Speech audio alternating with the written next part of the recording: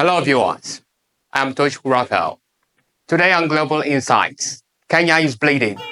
The East African country is on the brink of another nationwide protest over abductions of government critics, including protesters, activists, politicians in the opposition parties. The Kenyan Human Rights Agency has documented at least 80 abductions since anti-government protests rocked the country in June last year. The latest outrage was ignited by reported abductions of 7 young protesters more than 2 weeks ago, with 6 of them still missing. Despite widespread accusations of government complicity, the Kenyan police has denied involvement in the abductions. Last Monday, the people of Kenya staged a demonstration in Nairobi, the country's capital city, demanding the release of the abductees. In response, the police fired tear gas, dispersing the crowd and arresting some of the protesters. Some of the persons arrested were accused of making AI-fabricated graphics deemed offensive to the government.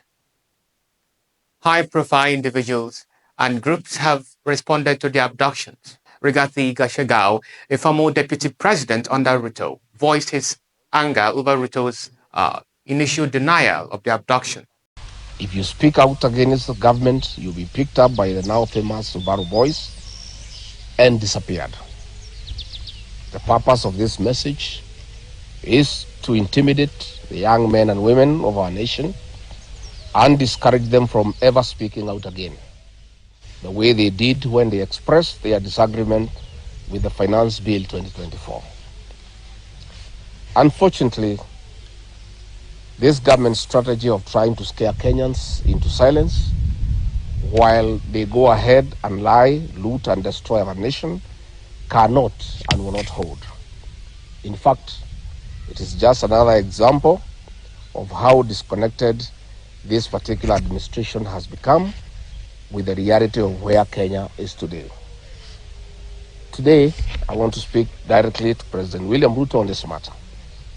He knows that I was strongly opposed to this kind of ideas and took every opportunity available to speak against those who felt that force is a strategy we can use to manage Kenyans.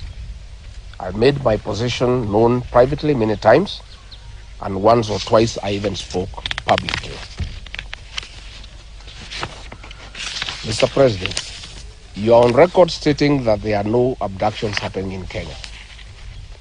You even mischievously challenged any families that might have lost a loved one to abductees to say the details of anyone who might have been abducted to your office. Of course, no Kenyan did that because they saw through your chariot. However, the facts that abductions are happening are there. Close to 100 Kenyans have been abducted, and most are still to be found.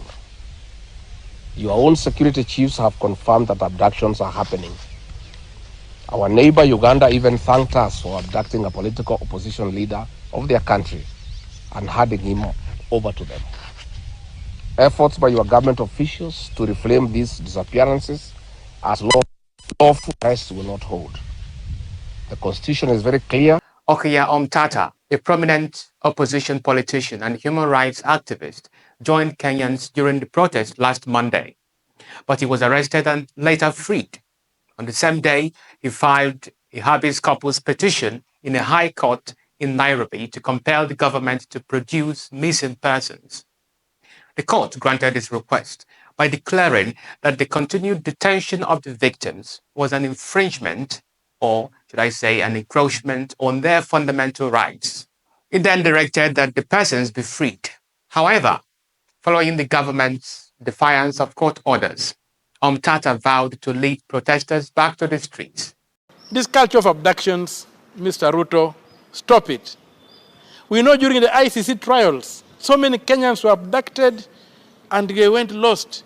I lost a friend in Nyeri who was abducted up to today. We don't know where he went. There was a young man in Nyeri who was a very active civil society fellow. He got abducted. To date, we don't know where he went. Just because he was a witness at the ICC. This culture cannot be allowed to continue. This country is greater than Mr. Ruto. And Mr. Ruto cannot run this country like it is lesser than him. It's a very painful day where we are, and we are demanding that these abductions end. The High Court has given orders that these people must be produced within 7 days, in the case I filed. And I assure you, as day follows night, if the 7 days expire without these people being produced, we are back on the streets. Are you ready? Yes. We are ready. Are you ready? Luta continua. So we are going to go back on the streets until every Kenyan is accounted for. We cannot have young people moving around with fear. Right now I've got about 20 guys who are hiding. They have told me they're going to hiding because they fear they're being tracked. We cannot have that. And as that is happening, this same regime is stealing and looting from Kenyans. Billions of shillings are being stolen. That's why the economy is empty. Martha Karau, a former member of the Kenyan parliament, also lent her voice to the excesses of Ruto's government. In a separate conversation, Karau expressed her firm belief in the power of popular demonstration, citing its impact on historical events in the country. If you have people in authority who do not appear to apply common sense, even in the simple task of budgeting, then Kenyans need to use their residual power. You have said you do not believe in the streets. I do. Without demonstrations, multi-party politics would never have returned. Yes. Without demonstrations, we would not have started the constitutional review. True. Without demonstrations, we would not be having the new constitution. A fact. Without demonstration, even the fake NADCO talks, Yes. because those talks did not bring anything for Kenyans. Yes. They would not have been on the table. So Kenyans have to be able to push. And there's nothing wrong with being in the streets. There's something wrong with the police killing you for using your agency. Even if demonstrators became rioters, no human being can withstand tear gas. That's true. You will not see a majority choke on it. You do not have to kill anybody. Tear gas would be enough. Yeah, that's true. But we know, I've been in those demonstrations, and people are not rioters. Actually, they are like joyful carnivals until police come to throw tear gas and to beat up people. And that's when things go wrong and everything goes south. Now, religious leaders in Kenya are not left out in the fight against Ruto's government. Apostle Michael Ban, the popular minister, gave Ruto 72 hours to release the abducted protesters. You have 72 hours to release the children you have abducted, or God will set his hand on your own children. 72 hours! 72 hours! Release the children you have abducted, or God will set his hand on your own children. Weeping is going on in other people's houses. Your house is laughing. Weeping is coming to your own house. 72 hours. You can take all the people you want. Take Raila to your side. Take Uhuru to your side. Take everybody you want to your side. And I want to tell you, Kenyans with God, they are the majority. God will not allow Kenya to go down with the devil together with you. He will not. And this year, 2025, God is going to have mercy on the Kenyan people. God will show the Kenyan people mercy. University students in the Kenyan city of Mombasa also issued to the government a 24-hour ultimatum to release the abductees, or the authorities would witness a mother of all protests on Monday. Comrades power. Comrades viva. Comrades release. My name is Joseph Olo, the president of the Technical University of Mombasa Students Association. And I'm not only talking as a student leader, but I'm also talking as a concerned patriotic citizen of this nation. The heart of our nation is heavy with the cries of families and comrades searching for their loved ones. Our nation is grumbling with fear, uncertainty, and devastating effects of the ongoing abductions of young people. We shall not condemn, we shall not condone this. We condemn, and we say that the government should release all the abductees with immediate effect, without any charge, so that these guys can come back to school and have the exams. We have exams going on first from Monday. And therefore, we are not going to listen. We shall not, we must not, and we cannot listen. Every name in the list of abductees is not just a statistics. Is a son, is a daughter, is a friend, and is a comrade somewhere. Comrades, viva! Viva! Comrades, viva! Viva! We are giving the government up to Sunday evening, failure to which, on Monday we shall be in the streets demanding for the release of these people. On his part, John Kamenwa, an eminent legal practitioner, emphasized that using abductions to silence critics was a crime against humanity. Therefore, it is a crime against international law. He therefore noted that abduction cases should be taken to the International Criminal Court for investigation and trial. The matter touching on enforced disappearances in Kenya cannot be investigated locally by the arm of the government, namely the police, because the police are suspects.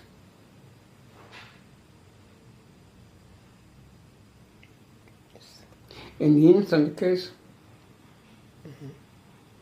relating to the two individuals I've mentioned to you, they were picked up by individuals in plain clothes who are believed to be police officers or linked to the police. So this matter cannot be investigated by the executive arm of the government of Kenya at all. It would be inappropriate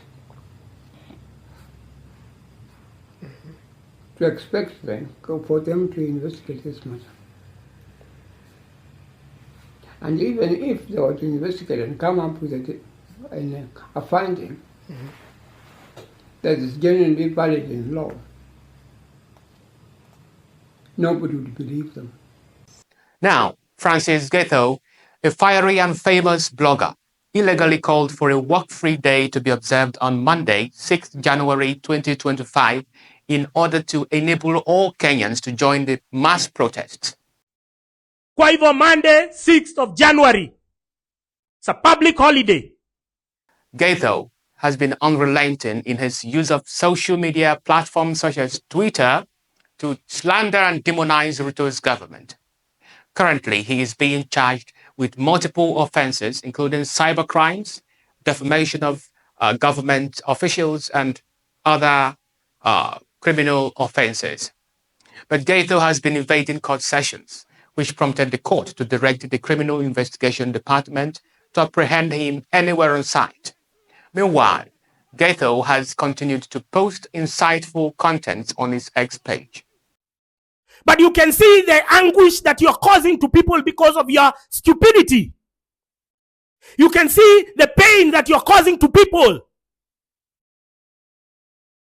because you refuse to follow simple tips. William Ruto's speech on June 25th should have been a pointer. He said, I will get all of you one by one. You're terrorists, you're anarchists. He called you all sorts of names.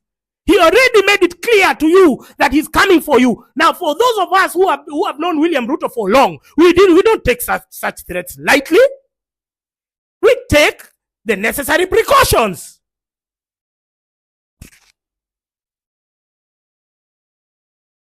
For those of us who know what William Ruto is about, for those of us who know the post-election violence of 2007-2008, how a church in Kiambaa was burnt, if you saw that, you know what he's about. And you wouldn't take such threats lightly. He says he has this sheepish grin on his face. You think the teeth are white because he's smiling. No, he's telling you, I'm going to kill you. And you are there. On Sunday, as a matter of habit, Getho posted a seditious message reminding Kenyans to gear up for the Monday protest. The message reads, "We, as the citizens, have suspended peace and declared war on you filthy politicians. No more abductions, no more enforced disappearances. Just as Isaiah 48 verses 22 says, there will be no peace for the wicked men. End of quote. Very sad indeed. It is shocking that despite the popular discontent, displeasure of Kenyans with Ruto's government, the man has refused to resign. Social media handles are resounding with images of Ruto's infamy and hashtags such as Ruto must go and abductions KE and the rest of them. The people of Kenya deserve to be treated as owners of the land, the owners of the country, not slaves. They are demanding better living standards enhanced by a robust economy. They are demanding good governance comprising transparency and accountability. The people of Kenya deserve much more better than even the politicians in government. Kenyans feel that Ruto's legitimacy automatically ceased to exist when he introduced the controversial tax bill in June last year. Even as Ruto dispensed with the bill after the mass invasion of Kenyan parliament on the 25th June 2024, the people felt that he would never gain their trust again. Since then, Kenyans have been calling for Ruto's resignation. On 1st January 2025, Kenyans welcomed the new year with shouts and slogans against Ruto. At different places and events, including concerts, crowds of citizens echoed these sentiments.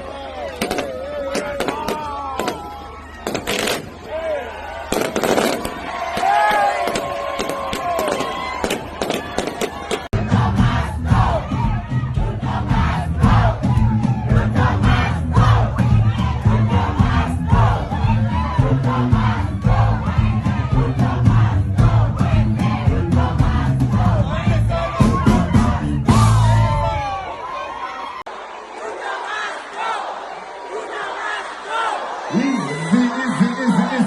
ladies and gentlemen.